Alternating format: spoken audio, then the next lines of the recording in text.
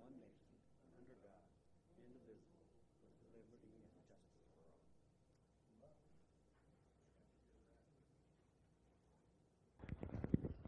We call the regular meeting of September 16th, 2025, the governing body to order. No public forum? Okay. I'm going to make a motion to amend the published agenda with the following corrections.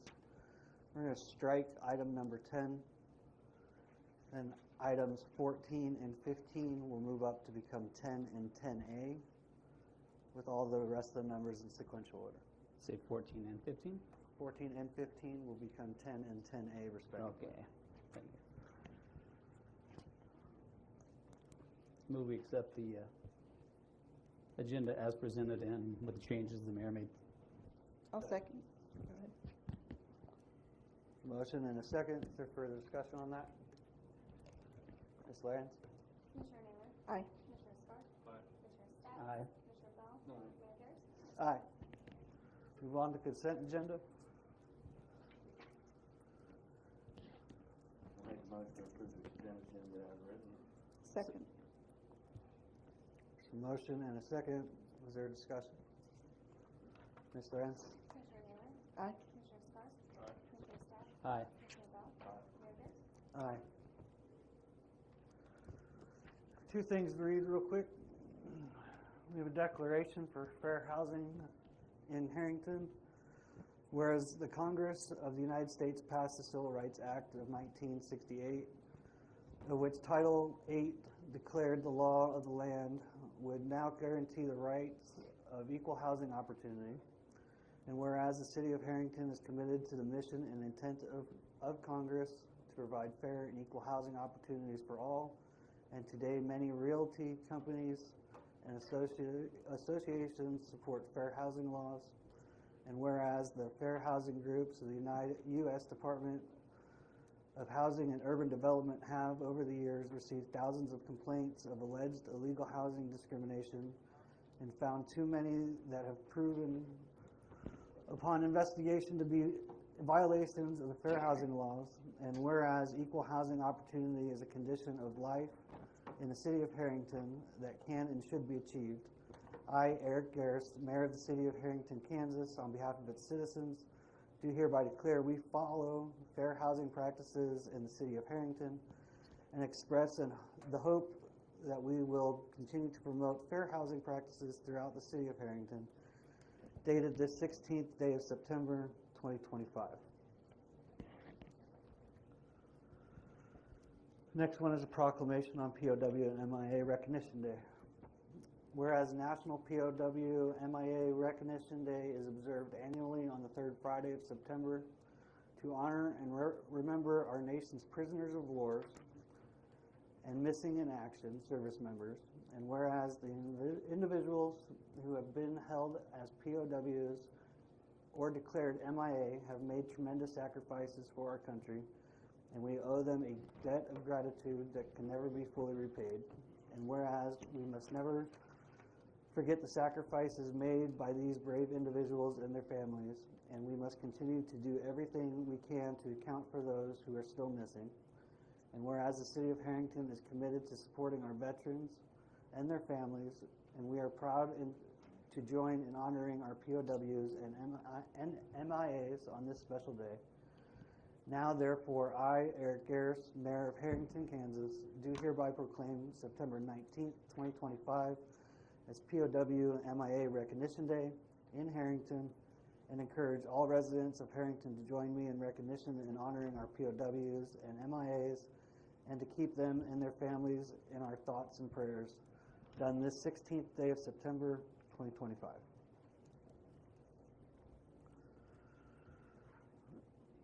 We need about 10 minutes for this. Yeah, 6:15 maybe. Okay. I move that the Herington City Commission recess into executive session pursuant to the personnel matters of employer-employee negotiations, KSA 78-4319B3, to discuss employer-employee negotiations to include the following: governing body, the city manager, and the city attorney by phone, with the open meeting to resume in the commission chambers at 6:15 p.m. Second. There's a motion and a second. Is there any further discussion? Ms. Lance? Commissioner Naylor? Aye. Commissioner Scarp? Commissioner Stats? Aye. Commissioner Bell? Mayor Pierce? Aye. We will be in recess.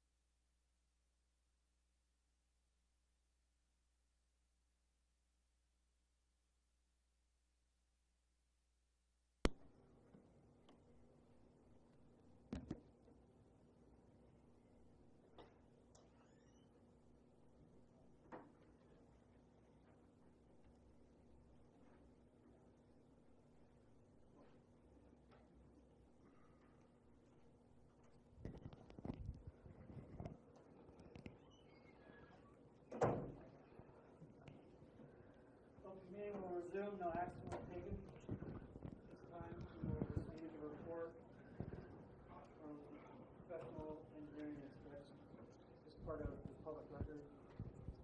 And they posted the agenda already, so Well, I'll kind of kick us off, guys. This is Julie and John. You may have met them. They were able to come in and do our trip field bathroom study a while back and just kind of evaluate what was going on down there, what we needed to fix. They did a really good job. We're very thorough. So given some of the recent discussions we've had about the hilltop, we knew there was some deferred maintenance there, and we just wanted them to come in and kind of take a snapshot of what was going on and evaluate a building that had some major work done about 25 years ago to get it where it's at now, but just to kind of check on everything and see what was immediate, what was in the near term, and what was kind of in the long term as far as maintenance issues. So we shared this report with you last Friday, and they can certainly cover the highlights, but I think we wanted to kind of kick it off with just any questions we had on the report, or based on the first read. If you haven't got a chance to read it, no big deal. We can kind of cover the cliff notes. So why don't we, what is the most important and immediate issue that you guys found that we need to act on quicker than more? Ultimately, that will be water entry, and that comes in the form, most important right now, probably going to be the repointing of some areas of the building. When I say repointing, what I'm describing is that the area between the bricks where the mortar is loose, failed, that basically creates voids in the building, allows water to go in, especially on an old building. The biggest enemy of an old building is water. The fact that we drove by a building today where the whole roof was inside the building, and in that case, just roof leaks. The roof leaks rot all the lumber, and then in comes the roof, and the building is not in good shape anymore. Also, that structure helps hold all the brick together. There's one other condition about not having something repointed, is that one thing that is the death of many of these brick buildings is they get out of plumb. And once a brick building starts to lean too much, there's not anything you can do that generally anyone that we have worked with said, oh yeah, I think we'll do that, because it's so cost prohibitive. These buildings are times made of multiple layers of brick. What happens is, here's the mechanism that happens, is that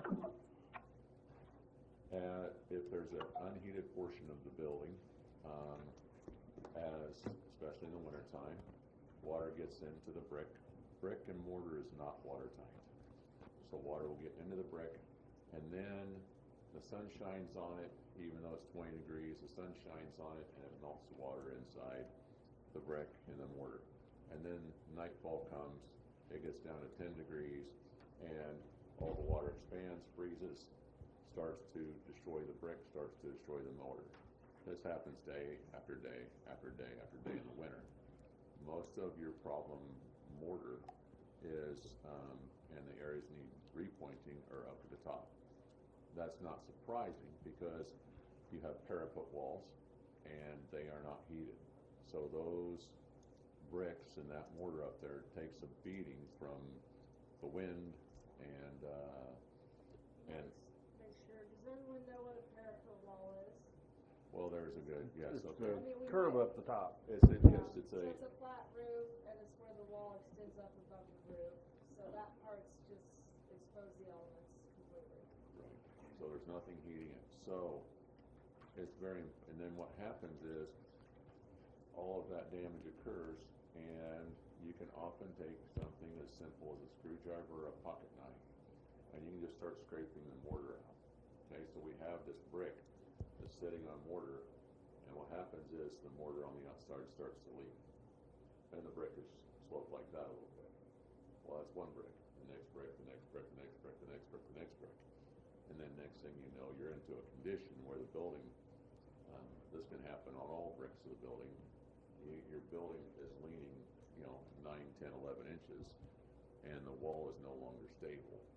So what do? To fix that, but That's that's not not, the case with this building. that is not the case Just here. giving an example. Thank goodness, your building for the most part was plus or minus 2 inches, that's very livable. But the repointing of the building is extremely important because once the building starts to lean, it's pretty much not fixable from an economic point of view. Other thing is, the roof has been replaced, there are a few roof deficiencies, there are a few leaks. Those are also important to get taken care of because of the damage it does to the wood. There are also some areas where the concrete slopes towards the building, and that just sends water towards the building. It leans up against the brick, and then it wants to come in. So now we have water coming in the building. The best thing we can do for the building is to keep the water going away and keeping the condition of the mortar in good condition and the condition of the roof in good condition. The roof's in, I would say, very good to excellent condition overall, but there still are some repairs up there that need made. And in addition to your roof, we often look at brand new roofs that leak on flat roofs, and sometimes we look at brand new roofs, flat roofs, it's like these are a disaster. Your roof was done by some pretty conscientious roofers who did a pretty good job. Not perfect, but definitely above average. The one that has a picture with the water on top of the roof, is there a roof drain up there? It is, there's not a means for it to drain, no. That's a challenging, the goal on a flat roof is to have any water that, off the roof within 24 hours. So what happens here with this ponding of the water, if your roof has to be perfect, the water's gonna sit for 5 days, 6 days. If it just sits up there, if there's the littlest pinhole leak, it will find it sitting up there. That's one reason on a flat roof. So yes, you'd want to make some improvements. You can cut the roof, you can actually grate it with putting insulation under it, create an opening, try to get the water shed off the roof. So if you do have an imperfection in the membrane, that at least it's going to be a drip, drip, drip and over, not just sitting there holding the water and draining the whole area and draining, a few hundred gallons of water every time it rains. Can I jump Please, in yes, here? please, yes. Back to what he was talking about on the brick and the repointing. I want to refer you to the report on page 3. We start kind of having just some bullet points, and so it's on page 4. One of our headings is water intrusion above grade and related damage, and that is the one that he's talking about as what we feel is the number one item. And I want to also explain what we saw evidence of wall leaking, and how that's showing up inside the building at various locations is we have plaster walls, and some of the plaster starting to bubble or flake, and even some cracking can be attributed to that. So we saw a fair amount of that in the addition, which is the north end of the building where the auditorium is. I don't know, are you guys all pretty familiar? Yeah. Okay. So in the, I want to call it kind of the entry area with the stairwells as you would go into the auditorium. We were seeing some of that on the walls in that whole area, and then actually in the auditorium itself, particularly on the north exterior wall, which is, if you're sitting in the auditorium to your left, and a little bit on some of the other walls too, but we're seeing a fair amount of that. And then we saw some evidence of leaking in one of the apartments in the original part of the building. And then if you go down to the lowest level in the original part of the building where they have the cafeteria and the offices and such, we saw some evidence of leaking along the exterior wall that were coming in and showing up like a ceiling stains. So what that's showing is that we do have leaking through the walls, and when John was explaining what it can turn into, where it gets so serious, repointing is something that you would do sooner than later to try to prevent you from ending up with some of those severe problems that he was giving examples of. So this building does not have that problem now, but it does have evidence of leaking. And one thing, I'm not sure if you said this, correct me, but, a lot of, and he can talk more about this because he looked at the exterior, but, Can I correct one thing? yes. So the building doesn't have the problem now. The building has the problem of needing repointed. But Yeah, the what I building meant doesn't have is the like leaning the problem. the extreme leaning, he Yes. was kind of telling you where you're gonna end up if the building's not properly maintained. Thank you, that's what I meant by that. So, some repointing has been done already, which is very good. So we're not talking about the whole thing. But where we were really seeing a need for the repointing was up high in the upper areas, and there's some pictures in the report that kind of show that. So I don't know how much There were some repointing lower, has been there were done, some but lower areas. The upper part was, definitely the worst. And Julie described where we have leaking in apartments. Well, that is the other problem with an old building is now we're leaking into the inside. Does two things. One, it starts rotting out structure, so now we've got to deal with that. The other thing is that then you're going to have your maintenance guys just continually refixing. repairing There's- the damage. Right, and so then you're using resources on something over and over and over because something else hasn't been fixed. There's also, down in the, I guess it's in the kitchen area, the humidity was very high. That's something that they had a fan down there. Really, which all this needs is a dehumidifier or two. You can buy some very high quality dehumidifiers for $250 a piece. You can go into fancy dehumidification things, but really, from a simplistic point of view, if you put it down there for $250, 4 or 5 years later it breaks. Who cares? You take it out, you get another one, and you go again. Rather than having some fancy dehumidification system put on a furnace which costs $6,000-7,000, then you need some guy who really knows what they're doing to fix it. So as far as bang for your buck, lots of times just the cheap dehumidifiers work. Not that, this is something I've seen. We deal with commercial buildings a lot. We have one client had a dehumidification issue, and it's hard to know. It used to be back 1980s. You could buy a Maytag or you could buy this. You knew exactly what you're buying. Now you buy something, you have no idea what it is. The ultimate dehumidifiers we bought were Polonus, and they seem to be really good dehumidifiers that work really well, P-E-L-O-N-I-S, and they don't seem to break, but they had a 3-year warranty, and when they do break, they don't give you trouble, they give you another one. So I've had good luck with Polonus, but who knows, that was 9 months ago, and who knows if they're going to, who knows if Polonus changed hands and now they're junk again, I don't know. And I'll describe to you what the repointing process is, just so that everyone understands.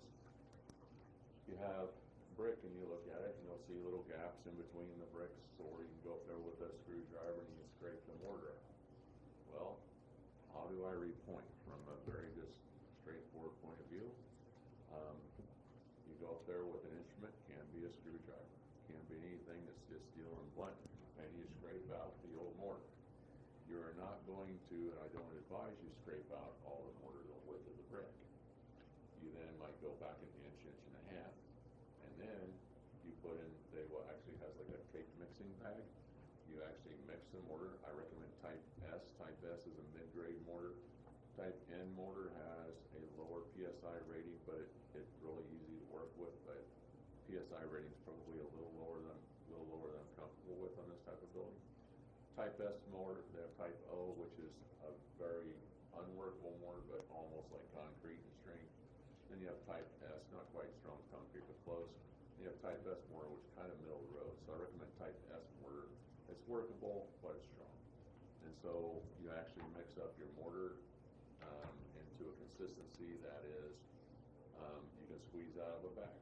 And it just looks like a cake decorating bag. And you take your mortar and you squeeze in the gap. You take any tool and you make a nice concave. And then you, after things kind of start to drop a little bit, you might go over with a sponge or a bucket with a brush and a bucket of water. You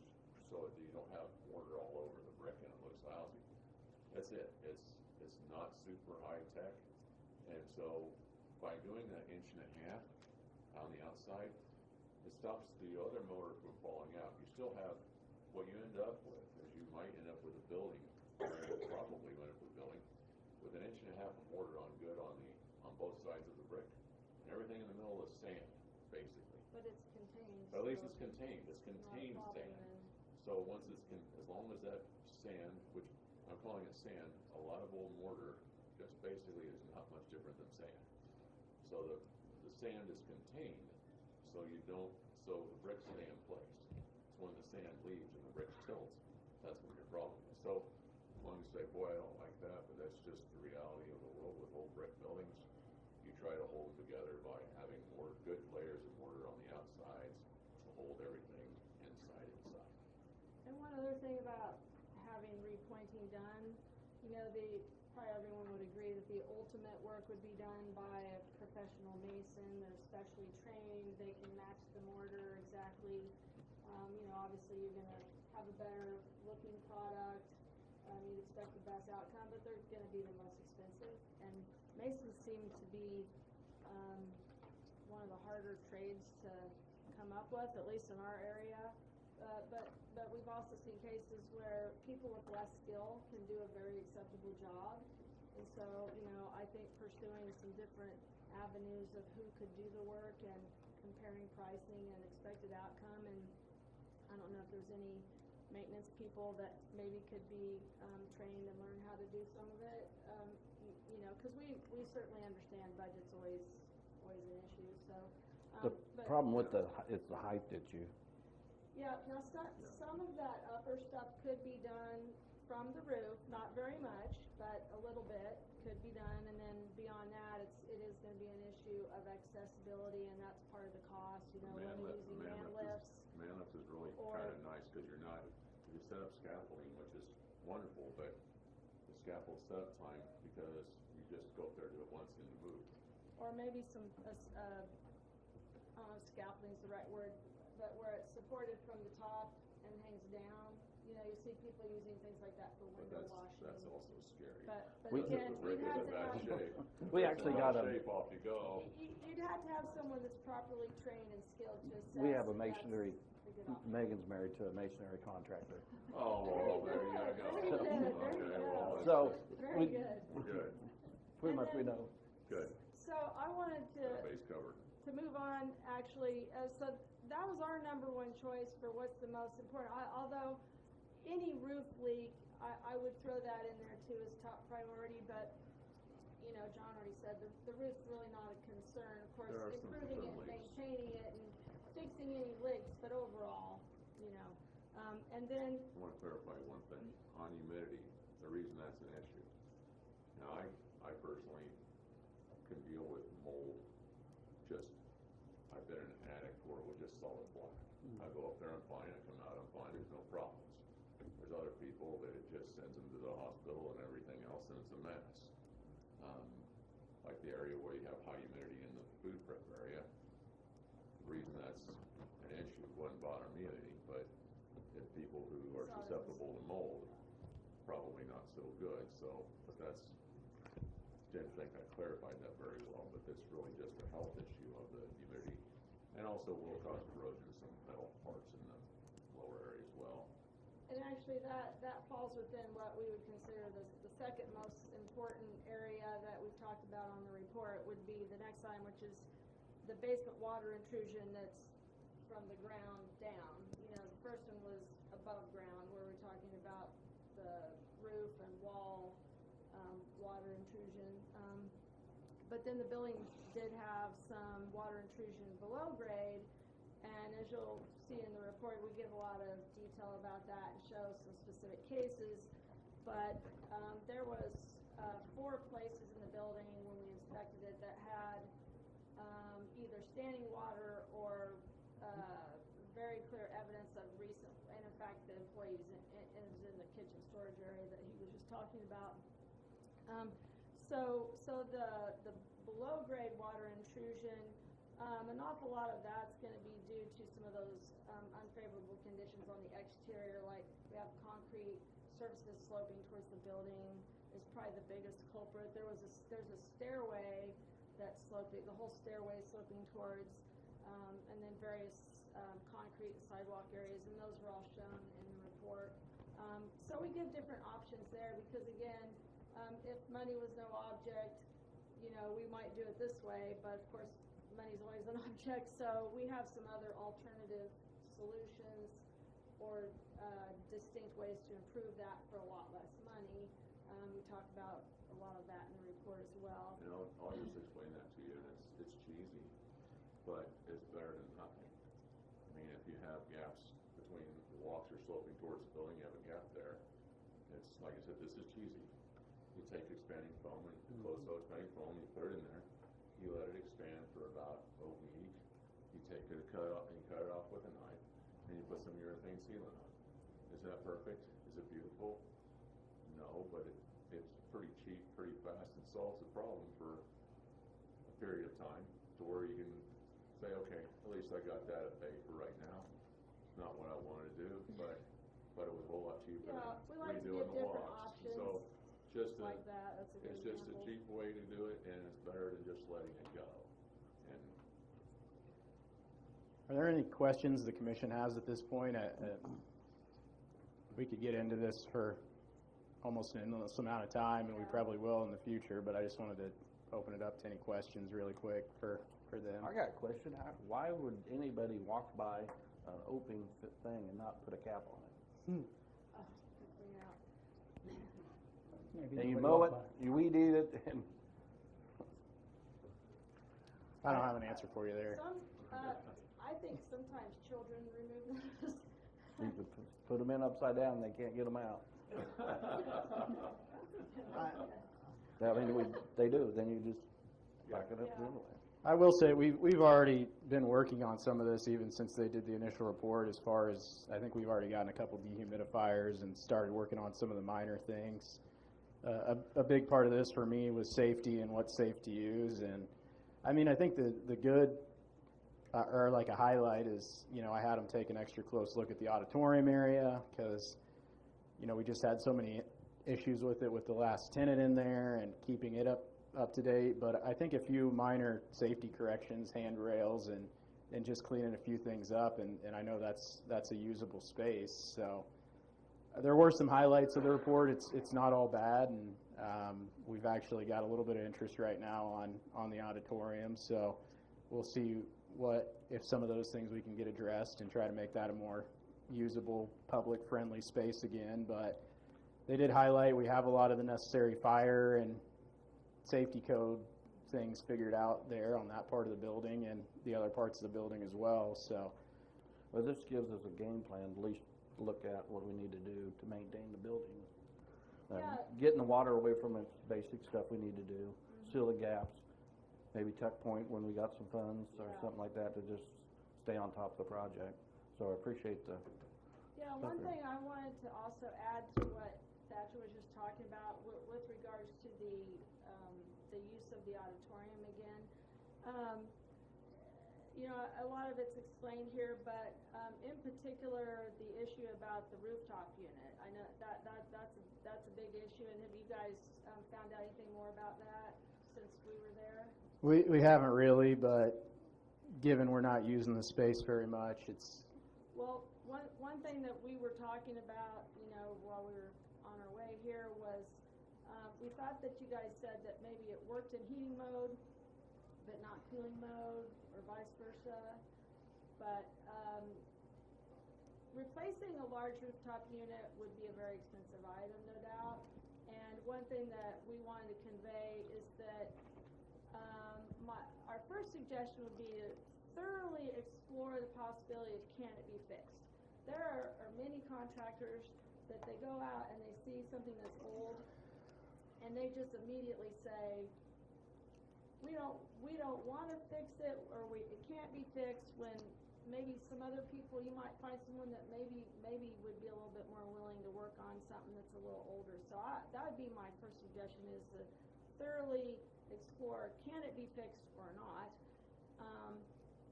And then if it really is concluded that we can't fix it, it's just not an option anymore, There's other ways to heat and cool that space that might be less expensive.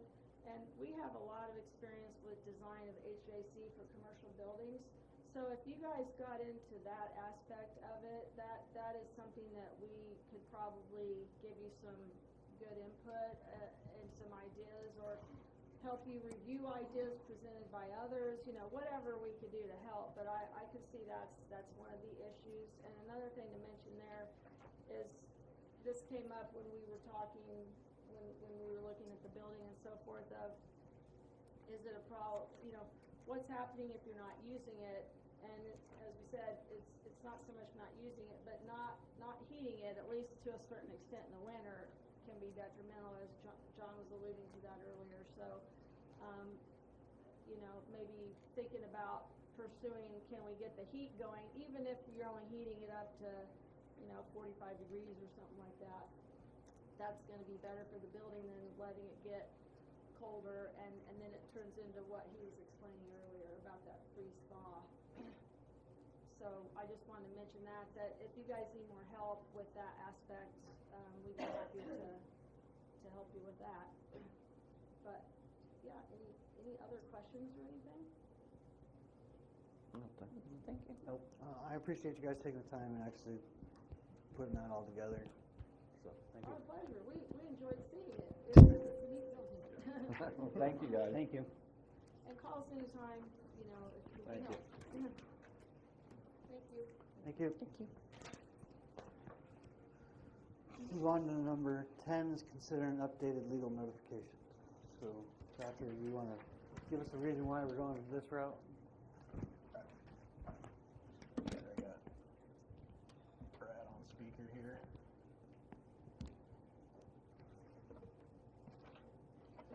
Well, essentially, the long and the short of why we're going a different legal route is we were notified by the Dickinson County News-Times on a little bit of short notice that their publishing costs had gone up dramatically, and as a result, they were going to be going to a digital-only publication. I think about a little over a year and a half ago, they left their physical office here in Herington and have been shifting online to a digital platform. So they did work with us to say, hey, can we get these next few legal notifications we have out? A few important ones were the notification from the land bank sale, and then the notification of the sales tax initiative that we're required to give by state statute. That was published last week, and it will be published tomorrow as well. And then we've had some initial conversations with them about potentially publishing next week and October 1st if necessary. Really, the only thing we would need to get out other than that is notification of the charter ordinance we'll be considering tonight. So, and as far as I can tell, I'm not a legal expert on the matter. Brad, you can chime in if you need to, but they're technically still our publication of record. I don't know if, I think for the time being we could continue to use them until the charter ordinance took effect after 60 days to notify folks, but it could hinder some business that comes up between now and then.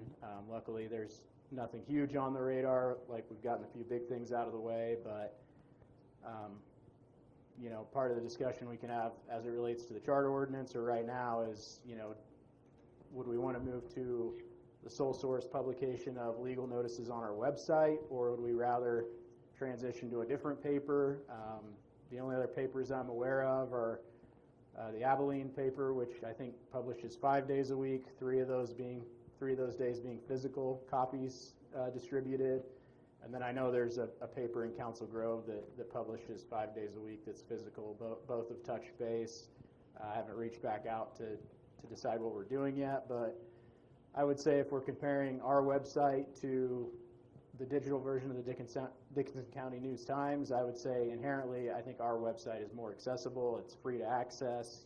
There's free computers at the library, so I'm not saying it's easy for folks, but at least it is accessible. And given a digital version of a paper, you have to have a subscription and everything of that nature. So I think given our scenario, it makes the most sense to transition to the website.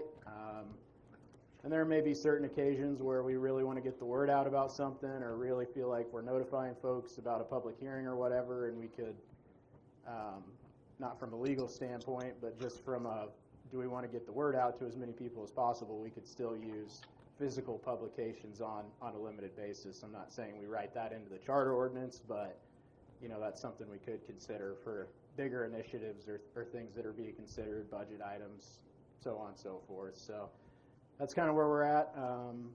You know, I know this has been brought up in the past. I guess my thought has always been, let's support the local paper as much as we can, and we've tried to along the way. And unfortunately, it's just the end of the road, like we're seeing with so many rural newspapers, you know, in this state and in this country. And I wouldn't be surprised if the state statute eventually changes on this entirely. So, and shifts to more of a website notification system. So, what'd you say? So basically, Brad, do we just have to go to, legally just go to our website, and that covers all bases? Yeah, we're basically designating our current website as our official publication source. And so we do it by charter. That's been in place now for several years. I've had a significant number of cities go ahead and make that conversion.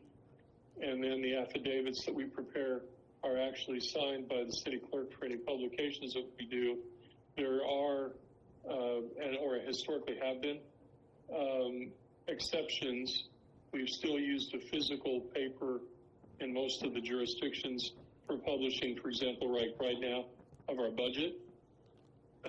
And sometimes, on rare occasions, based upon how a grant or a bond issue is developed, there have been governmental reasons federally or at the state level for us to have a physical newspaper, although that's really become antiquated. But the vast majority of everything we do, we would go ahead and publish through our website, do our own affidavit that it was published on a specific date at that site, and it becomes, for all intents and purposes, our official publication source. And not to jump ahead too far, but I think basically the way I understand it, Brad, is this charter ordinance, essentially we're opting out of the section of state statute that requires you to use a physical publication. Am I interpreting that correct? You are. And then as to the charter itself, you know, obviously, as it's been mentioned, we go ahead and pass that, publish it appropriately as outlined in the ordinance itself, and wait the 60 days, 61st days, it becomes law unless the requisite petitions protesting it or requiring the vote is prepared and presented. I've never had one challenged since we started doing these in municipalities. You know, a lot of cities have gone this way. A lot of small communities don't have a nearby paper, like even as nearby as in the same county. So, I mean, you're seeing it more and more by the fact of what Brad just stated. There's often no other option for a lot of these communities. So, unless anybody else has comments or feedback, go ahead, Brad. I was just going to say that's absolutely true. It's becoming less and less all the time. And in addition to that, it is a cost savings. If you do major publications periodically, or even just regular publications, local newspaper is certainly handy to have, but if they don't exist, or they exist in a form that doesn't have a regular publication schedule, so it doesn't fit the statute, this is really the only option that many of the cities now have. And the side benefit to it is they don't have the cost of publication going forward because they do it through their website.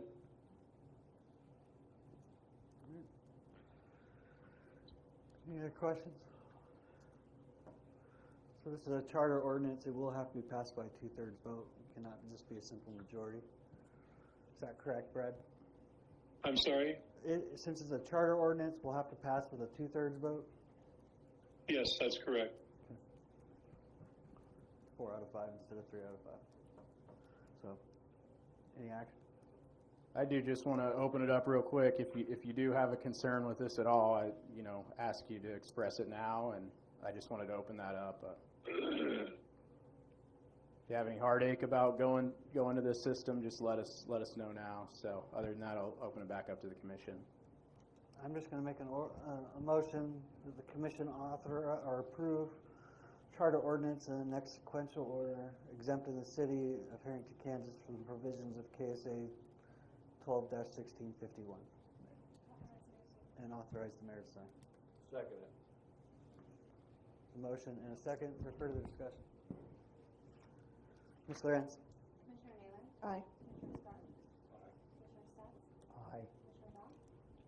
Aye. Mayor Peters? Aye. Thank you, Brad. Okay. Thanks, Brad. You bet. Move on to agenda item 11, to consider the termination form for current VPA contracts. So I did go ahead and attach the prior contract in your updated agenda packet. This was, I believe, set to go to 2027. So we're basically opting out of the last 2 years of that. We were paid a lump sum to enter into this contract at the time, $72,000, which amounted to about $4,800 a year. And so we would be reimbursing $9,600 to account for the 2 years we're giving back. But we will be re-entering into a new contract after we make the essentially we're just voting to consider termination of the current VPA contract, and then later on in item 13 we'll be actually authorizing staff to execute the new contract, item 12, to authorize staff to execute the new contract. So right now we're just opting out of the current contract in order so we can sign the new one, but that will require us to render back that $9,600. So they can turn around and give us another check instead of just the balance. Right, so they can turn around and give us another check. So Megan, where are we paying the $9,600 out of? We do have a capital outlay fund in Lake Fund that has 10,000 in it, so we can use that. Okay. And immediately after we receive their check, we can put that in the capital improvement fund so that it could be tracked and maintained only for the lake. that's our plan. We could reimburse that $9,600 out of it initially, which would net us about just a little over 201,000 into capital improvement, and that is where I'd recommend we track it out of. I believe we could actually even put a line item in there and identify those funds as strictly for use at the lake and major lake projects. Any other questions or action?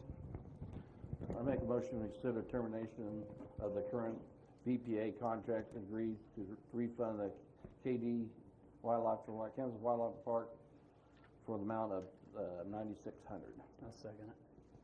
Authorize staff to execute the contract. and authorize staff to execute the contract. I'll second it. Motion and a second. Is there further discussion? Ms. Lawrence? Commissioner Naylor? Aye. Commissioner Scott? Aye. Commissioner Stats? Aye. Commissioner Hall? Aye. Mayor Peters? Aye.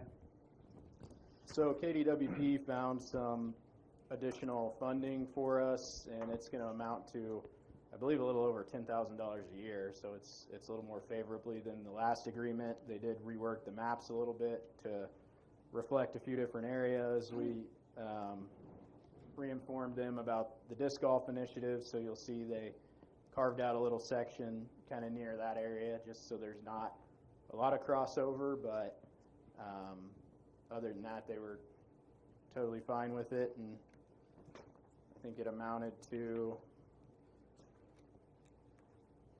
close to 900 acres, if I'm not mistaken. So It'll also require us to put up 2 gates and For 210,000, it's minor to make it. And it's been in for 13 years, and it does not affect any of the hay leases that we just thing, so it'd just be what it's been for 13 years. They want to add a little more bigger food plot, but once again, it does not affect the hay leases. It's a good deal for the city and the lake, and it also brings people to town, and it's a upfront money. So yes, staff would certainly recommend in favor of it. I mean, we're not agreeing to much more or much less than we were before, and still make this accessible for public hunting. So, Any action? I make a motion, we consider a 20-year public hunting agreement with the Kansas Wildlife Park for the reservoir, and authorize staff to execute the contract. I'll second. A motion and a second, is there any further discussion? Note that we set it aside for the lake use only. I don't know how we put it, but just earmark it so it just gets used. The last time the money disappeared, went back to the general fund. So, Still second. No other discussion? Ms. Lawrence? Commissioner Naylor? Aye. Commissioner Stark? Aye. Commissioner Stock? Aye. Commissioner Brown? aye. Mayor Garrett? Aye. It's the same thing, but this is regarding the old lake, so. yeah, so this is a newer one near the old lake, and we are going to be reaching out to the adjacent property owners just to let them know once this agreement is formalized, hey, there may be some hunters out there in the future. Same type of deal, 20-year agreement, and just an immediate payment of $12,000. There's no existing contract for this portion, so there's nothing to worry about there, and we'll just be adopting it as same as the other agreement. So With the same stipulations, I would assume. same stipulations, less. I don't think there's any gate or anything required here. The So, gate's already there, yeah. and there's no hay leases around there. They did recommend that where the meadow is, Kenny knows where that they might let that grow up to grass for wildlife purposes, and the city wouldn't have to mow it. That's one request. Yeah. Discussion or action? I make a motion, we go to, consider the contract for 20 years with the Kansas Wildlife Park on the Herington Lake, and authorize staff to execute the contract. I'll second. Motion and a second, is there discussion? Just for public consumption, that contract is stated at the amount of $12,685 for the duration of that contract as an upfront payment.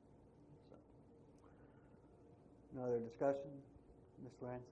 Commissioner Naylor? Aye. Commissioner Stark? Aye. Commissioner Stock? Aye. Commissioner Brown? Aye. Mayor Garrett? Aye. All right. Agenda item 14 is consider an order for new poles for the electric department. So we did receive a little more of an updated quote, adjusted the order a little bit. It came in at $17,758.59 to the best bid of border states. We're waiting on another bid. We haven't received it yet. If we want to wait around for the second bid, we can, but I think it's a pretty fair price. And we've got some extra poles, but it's always good to get a full load on order so we can make sure we have enough if we need them. So Do you think that bid will come in before the next meeting? I don't know. I'd hope so, but so we reached out, haven't heard anything back yet. So I'd still like to table it. Just saves a few dollars, why not? It's not an emergency that we get the polls, right? no, I think October 7th is fine. Okay. You want to make a motion? Yeah, I'll make a motion that we delay this Table to October 7th. this item until next city commission meeting. I'll second that. Is there any further discussion on that? So on cases they don't bid on it, are we gonna still limit it, what other bid we get? I think we Yeah, have. I think we have no choice. Okay. But especially Yeah. If we before can save a few prices bucks, raise. why not? I try to always get you 2 bids on these things. We just couldn't land that second one in time. We were hoping to land it today, but we'll certainly try to get it by the second, or rather the first meeting of October. So, not a problem. Just a heads up. So, No other discussion, Ms. Lyons? Commissioner Naylor? Aye. Commissioner Stark? Aye. Commissioner Stock? Aye. Commissioner Bell? Aye. Mayor Pierce? Aye. Agenda item 15 is discussion on the end of the year cost of living adjustments for city employees. So we budgeted, as we always have, an additional 3% from the previous year on salaries. Historically, it has been split up to where a portion of that is cost of living and a portion of that is up to for merit raises. It has not historically been, and I'll just say this, has not historically been that those merit raises are ever considered. Everybody has just received a cost of living raise. That's the easiest way to put it, instead of doing it. So the question is, do we want to make it very clear how much is a cost of living raise and how much is available for merit raises? Can I interject? Go ahead. Just me speaking, 3% is peanuts this day and age, and I mean, I like your thought processes, but, you know, if we had the finances, I think they're worth more than 3%. So, and I kind of agree with Kenny. If it's 10, you can split it up, but 3% you're not, 1% or whatever, you're not really doing anything. And I think our employees need a 3% raise. So. So 3% straight COLA, no merit. Okay. I will say we did the merit-based system 2 years ago. I know last year it was, whether there was a miscommunication or we talked about it so much, I guess we didn't land on the same page where it was, so they did receive a full 3% cost of living adjustment last year. 2 years ago, I believe it was a 1% merit We did that. and a 3% COLA. Yeah, so that's just the past few years that I've been a part of, and I'll let the commissioners finish their comments, but I'll advocate for my staff to get a full 3%. I think by and large, they deserve it. I think cost of living has gone up by at least 3%, and given the insurance market right now, there's a high chance that in the near future we'll have to have a hard conversation with employees about contribution levels for health insurance. And so I really think this year it would be nice to give our employees as much as we could, which is 3%, and always open to talking about a merit-based system in the future, potentially for raise structures. I think a merit-based system goes beyond just a once a year percentage of a raise, but I would advocate for the folks of this organization to get a 3% cost of living adjustment, and obviously we can have this conversation in the future if we have 5 or 6% to give next year or down the road. I think a merit as a portion of that is a great consideration. So just wanted to throw that out there, and I'll open it back up to the commission. So I'd like to hear from Dalton and Cynthia as well. So I'm fine with 3% straight COLA for our city employees. Same page. and I'm on the same page with everybody else, so I don't think we need to make it any more action or make any clearance on it. So, all right. City manager comments. City crews, we're doing some concrete patching around town, testing some areas that we felt we could try to do and were flat enough and a simple enough job. I think they did a really nice job, so appreciate them for showing action in the community. We'll be helping out with the WPA restroom project this week and next. Law enforcement agencies from across the state, KBI, and some neighboring agencies were able to conduct some training at the hospital building, so nice to get some exposure for Herington there, and it seemed to work out pretty well for everyone involved. Had a nice presence. Reminder again of the Streets and CIP workshop, September 25th at the community building. Look forward to everyone hopefully making that. We were able to get the flyers out in the utility bills and trying to get the word out to the public a little bit better. I was able to visit parent-teacher organization and a site council last week to kind of give a little bit of a pitch. So going to try to continue to seek those types of groups out, and I'll be attending a school board meeting next month to kind of go over that and give them an update on the Safe Routes project as well. I will say we've had a few complaints about the sign out on Broadway and Logan, Broadway and Trapp. Best I can say is there's no way to set it on a timer, unfortunately, to turn it off at night, so we'll probably be trying to keep it there until the 25th, and we may find a new location with some updated language, but it'll probably be there till next Thursday or Friday, and until we can relocate it. Obviously, after we've had the event, we'll have to rethink what kind of language we want to use on there and how much longer we're going to have the sign, but just wanted to follow up on that. So we made some minor roof repairs at the hospital. I think we got out of it for a pretty affordable amount, but fixed some pretty critical areas on leaks. And after getting most of the documents shredded there and the medical waste removed, kind of our next steps will be sending city crews in later this fall to remove some of the other trash or junk in not only the hospital, but really the back buildings is the main concern.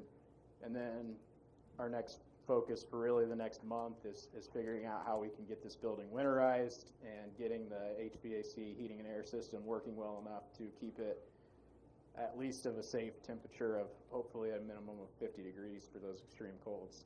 Did you have some, auction of some of the stuff that's in the building that we could get rid of? So we haven't yet. That's kind of going to be a winter project for us is we want to try to get everything condensed into one area, probably either in the front lobby or in the back physical therapy room, and then we might consider having an auction.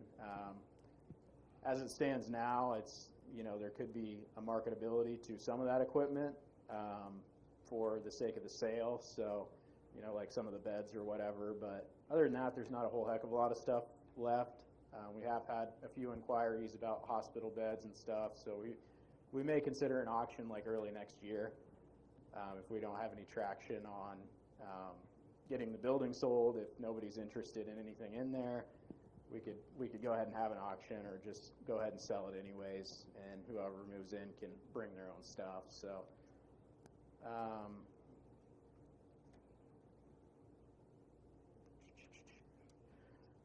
after getting these contracts signed tonight, we did receive updated maps from KDWP on the reservoir, and as far as kind of what the expectation is on haying or not haying certain years to make some of that ground better for hunting. So we'll attach those updated maps that we received to the lease agreements and be getting those out hopefully later this week. Kansas Air Tour is coming September 26th. I believe our time slot is late morning. I know they're going to a number of airports throughout the state over 3 days. The students will be going out there to take flights with some of the pilots that are flying in. So good attention for our airport, and that event will be on September 26th next week. So other than that, Brad and I are just getting on the same page. We had a few things pop up for this meeting, obviously, with the charter ordinance and the lease agreements here out at the lake, but we're going to be prepping some of those outstanding agenda items that the commission has asked about recently. So hoping with the extra week we have before October 7th in there that we can get some of those ready to go by the next meeting. So other than that, that's all I had. All right, Commissioner comments. Commissioner Scar? No comments. Commissioner Naylor?